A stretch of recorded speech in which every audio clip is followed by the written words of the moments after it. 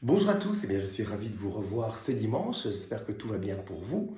Souvenez-vous, dimanche dernier, nous étions le dimanche de la Pentecôte et je vous suggérais de voir en détail, pendant 7 dimanches d'affilée, les dons de l'Esprit Saint que nous avons reçus à la Pentecôte.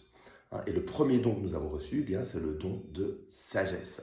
Mais avant d'aller dans le vif du sujet, je voudrais vous remercier parce qu'on a atteint maintenant sur cette chaîne 500 abonnés. Je ne pensais jamais que j'allais atteindre 500 abonnés pour cette chaîne vidéo. Vous remarquez que je ne vous demande jamais de vous abonner ou de transmettre la vidéo, donc c'est quelque chose qui se fait tout seul.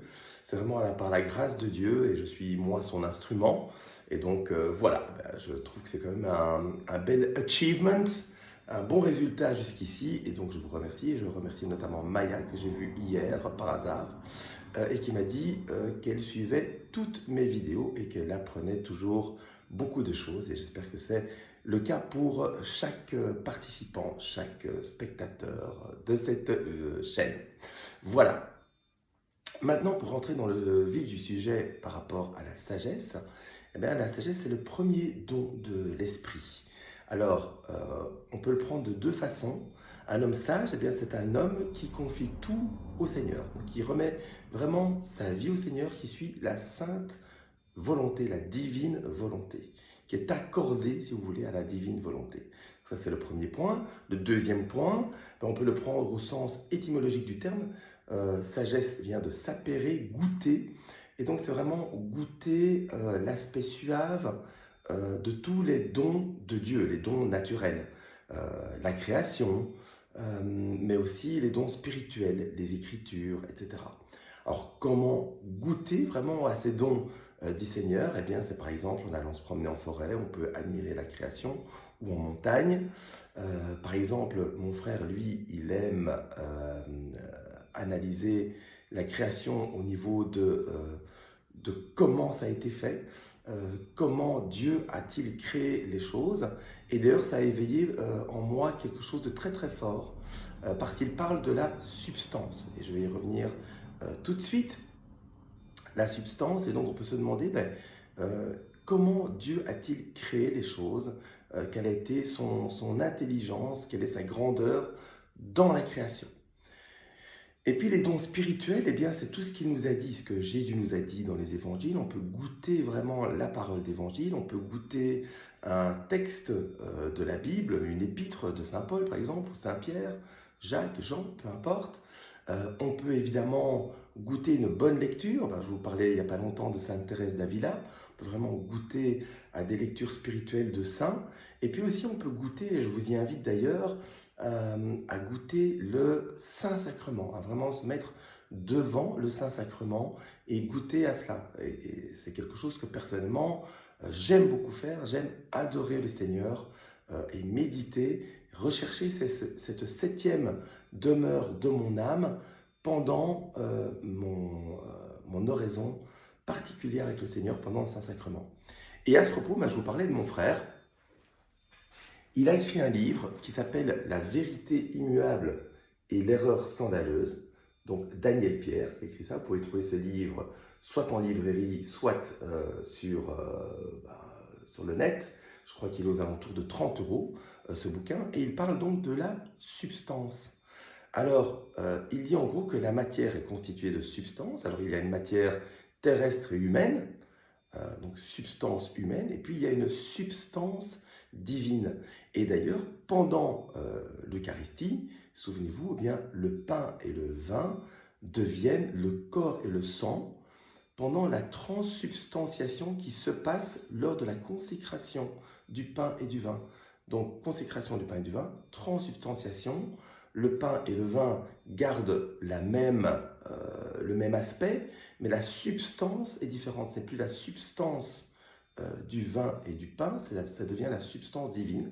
Et d'ailleurs, Daniel Pierre dit très justement que Jésus, lors de l'institution de l'Eucharistie, à la dernière scène avec ses apôtres, il ne dit pas « le pain ressemble à mon corps » ou « faites ceci en vous souvenant de mon corps ». Non, il dit « ceci est mon corps ». Il dit « ceci est mon sang ». Il ne dit pas « ceci a la même couleur que mon sang » ou « ceci vous fera penser à mon sang durant les siècles ». Non, il dit « ceci est mon sang, ceci est mon corps ».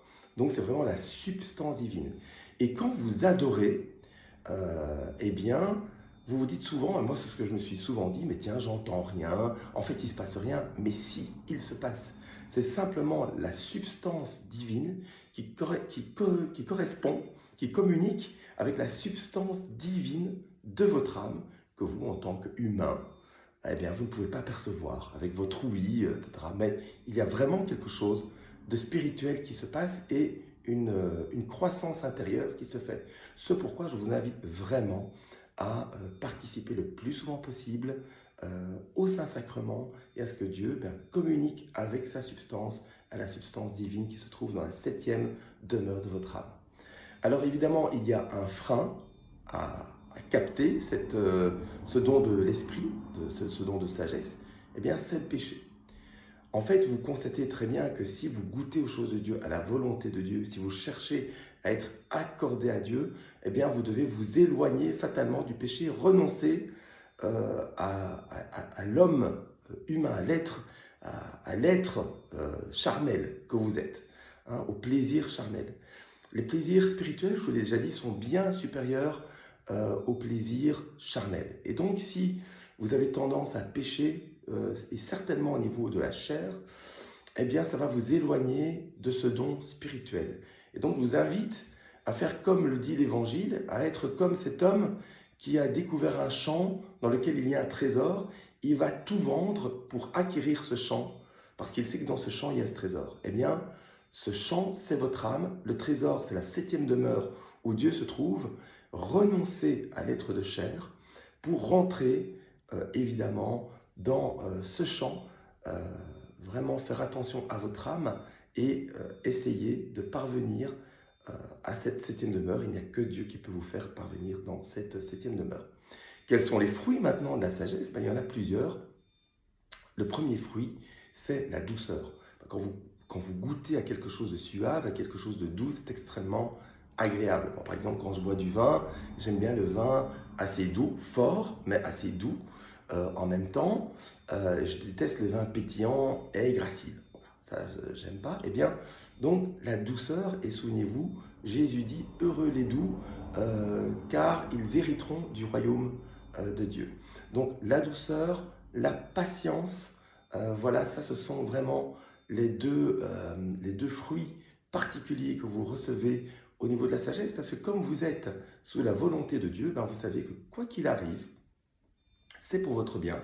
Donc, vous n'êtes pas complètement surexcité, vous arrivez à rester calme dans plusieurs situations et vous goûtez aux choses divines du Seigneur. Voilà. J'espère que ça vous aura donné un petit peu plus de connaissances sur la sagesse.